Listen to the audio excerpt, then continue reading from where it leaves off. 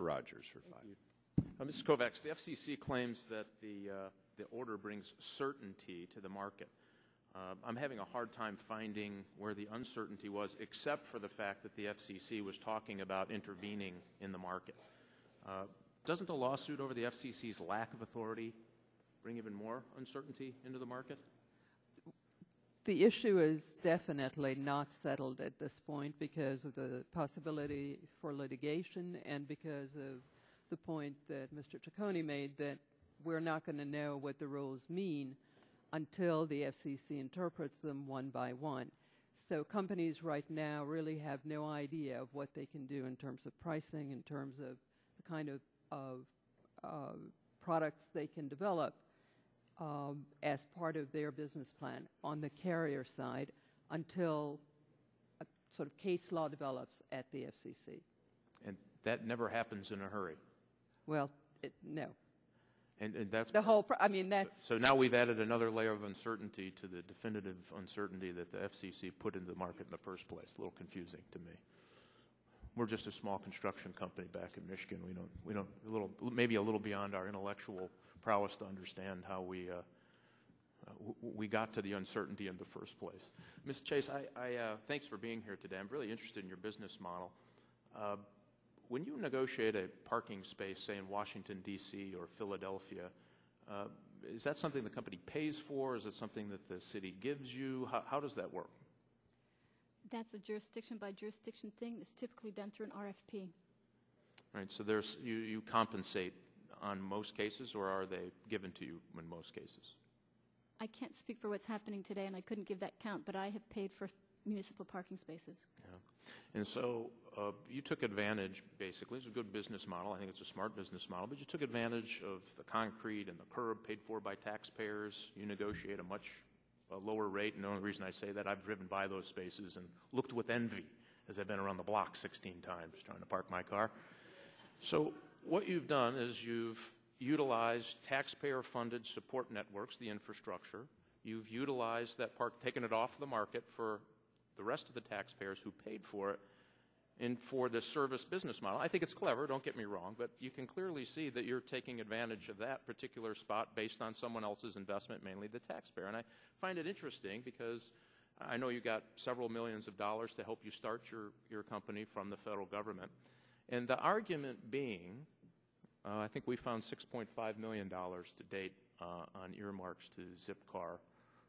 And I do believe the figure is larger than that at the end of the day.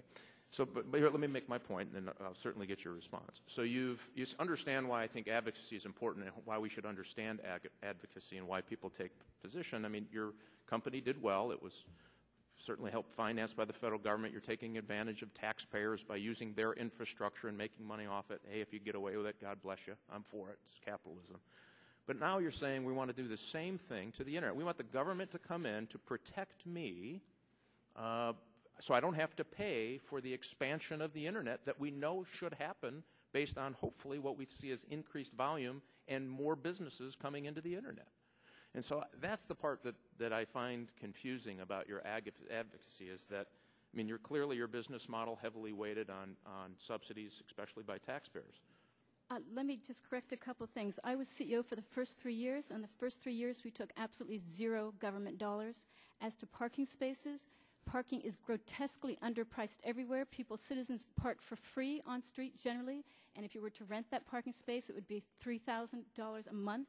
So it is certainly by no means, I would feel it was uncompetitive that we had to compete with free on-street parking given to residents, and we could not access that. I'm not sure where the free on parking is, but you ought to try putting the quarters in. You better bring about 8,000 pounds of quarters in Washington, D.C.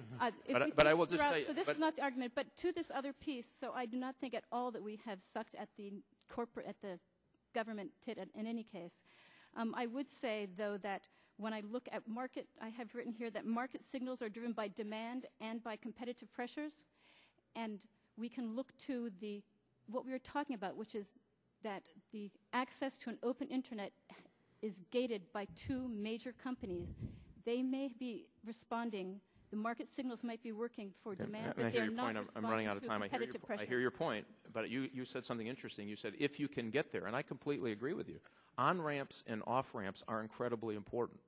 My fear is, and Mr. DeRigia, if you can follow up on this, if we have now purposely, because the government now comes in and makes everything nice in theory, and they decide who wins and who loses, why in God's green earth would you invest in new on-ramps and off-ramps for the Internet? And Mr. DeRigia, could you just answer that? I see my time is almost up. Right.